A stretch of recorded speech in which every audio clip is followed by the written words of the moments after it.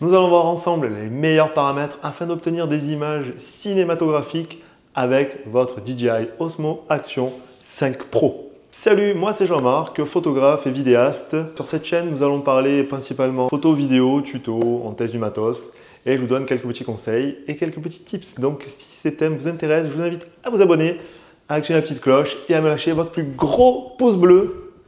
Et puis aussi, laissez-moi des petits commentaires, ça fait toujours plaisir. Croyez-moi, les paramètres qu'on va voir aujourd'hui ensemble vous aideront grandement à personnaliser l'apparence de vos vidéos pour les rendre le plus professionnel possible. Premier point, la résolution.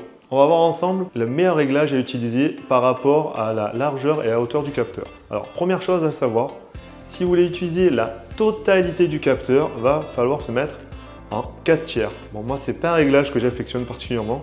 J'aime pas trop, ça fait un gros carré. Moi, je trouve pas ça très cinématographique. Vous pouvez filmer en 4K. Donc, mettez-vous en 4K 16 neuvième avec une cadence d'image à 25 images par seconde. Ça, c'est la base. On y reviendra un peu plus tard. C'est pour avoir le meilleur rendu, c'est celui-là qu'il faut utiliser. Si vos vidéos sont destinées principalement aux réseaux sociaux, à ce moment-là, moi, je vous conseille de vous mettre en 4K 30 images par seconde. Ça sera vraiment le top pour les réseaux sociaux. Ne vous inquiétez pas, si vous faites des rushs pour les réseaux sociaux et que vous voulez les récupérer après en 4K 25, il va falloir juste réduire la vitesse d'obturation de 20% sur votre logiciel. Et à ce moment-là, vous allez tomber à des images de 25 images par seconde au lieu de 30. Voilà, c'est juste un petit réglage. Si en post-production, vous allez enlever 20% de la vitesse d'obturation et vous tomberez à une cadence d'image de 25 images par seconde. Pour résumer, pour la résolution, mon conseil, 4K, 25 images par seconde, 16 neuvième. Et on ne touche plus à rien. Maintenant, on va parler de la stabilisation. Donc, comme vous le savez, sur cette petite caméra, la stabilisation est démoniaque. Elle est vraiment excellente. Donc, on va parler principalement des deux réglages que moi j'utilise qui sont le Rocksteady et le Rocksteady Plus. Déjà, quand utiliser le Rocksteady? Moi, je l'utilise principalement quand je marche, quand je fais du vlog, quand je fais des petits clips, je sais ce que je veux faire. Je l'utilise uniquement le Rocksteady, ça suffit largement. Après, je viens utiliser le Rocksteady Plus quand je fais du sport. Quand je fais du vélo, de la moto, pour éviter les tremblements à l'image, j'utilise là le Rocksteady Plus. Ce que vous devez savoir sur la stabilisation, c'est que plus vous allez monter en stabilisation, vous allez avoir du crop dans l'image. Donc il faut juste anticiper ce petit crop. C'est très léger, mais bon, il est existant. C'est pour ça que la stabilisation que moi j'utilise et que je vous préconise pour avoir des images ciné, c'est vraiment le Rocksteady normal. De toute manière, vous allez faire des petits plans avec vos petites mains, donc vous n'avez pas besoin d'une grosse stabilisation. Moi, je l'utilise de la façon suivante. Je le mets en Rocksteady et je me mets tout le temps en objectif large pour avoir un super beau rendu cinéma. C'est mon petit conseil. Si vous voulez faire de belles petites vidéos avec une bonne petite stabilisation, c'est ce réglage qu'il faut faire. Troisième réglage, on va parler de la vitesse d'obturation. Afin d'avoir une bonne vitesse d'obturation, c'est-à-dire, comme je l'ai dit au début, pour respecter le 4K 25 images par seconde, on va mettre notre vitesse d'obturation au double de cette valeur, c'est-à-dire 1/50e. C'est la base. Et pour ce faire, vous avez l'obligation d'utiliser un filtre ND. C'est obligatoire. On ne peut pas faire sans. Sans filtre ND, si vous mettez à 1/50e de vitesse, vous allez voir, votre image va être cramée, ça va être tout blanc. Et l'autre utilité du filtre ND, c'est qu'on aura un beau flou de mouvement, comme on a l'habitude de voir dans les films, dans les séries, à la télé. Réglage ciné sur votre petite caméra, 4K 25, 1/50e de vitesse et filtre ND. Quatrième paramètre, on va parler des ISO. Je vous conseille de les régler au plus bas possible, entre 100 et 800. Pourquoi? Parce qu'au-dessus de 800, je me suis aperçu que je venais avoir un petit peu de bruit à l'image.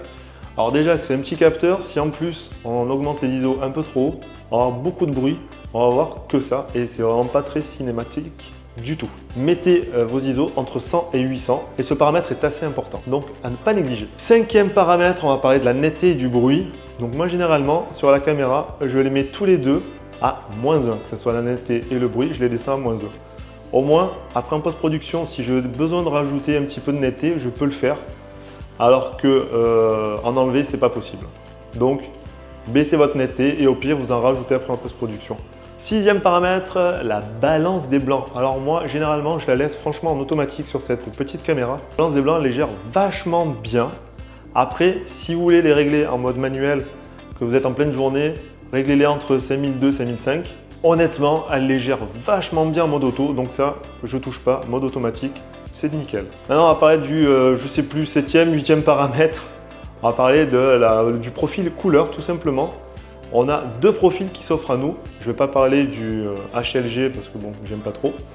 On va parler principalement donc, du mode normal qui est en 10 bits et le mode D-Log qui lui aussi est en 10 bits.